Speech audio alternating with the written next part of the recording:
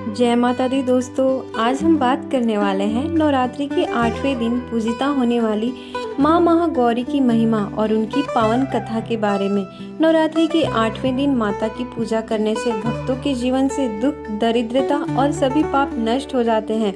तो आइए जानते हैं माता महागौरी की विस्तृत कथा।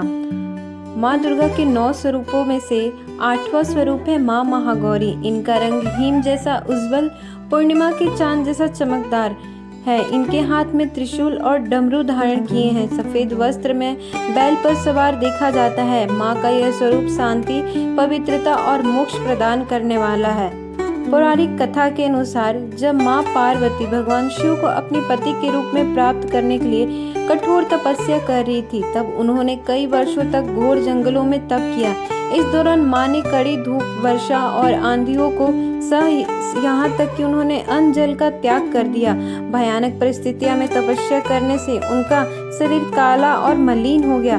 भक्तों के कल्याण हेतु और उनकी तपस्या से प्रसन्न होकर भगवान शिव ने माँ पार्वती के शरीर को गंगा जल से स्नान कराया। गंगा जल को स्पर्श करने से उनका शरीर अत्यंत उज्जवल, श्वेत और निर्मल हो गया।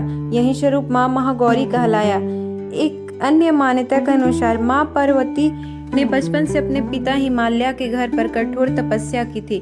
उस तपस्या से उनका शरीर काला पड़ गया। भगवान शिव की कृपा और गंगा स्नान से जब उनका रंग गौरी अर्थात गोरा और उज्जवल हो गया, तब वे महागौरी नाम से प्रसिद्ध हुई।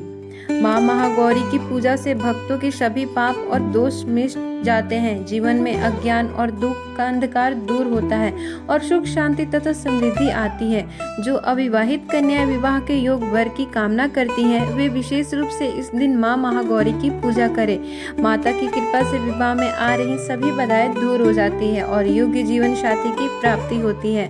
माँ महागौरी अत्यंत करुणामयी है। वे अपने भक्तों के कष्ट तुरंत हर लेती हैं, इसलिए इन्हें अनंत फलदायिनी भी कहा गया है।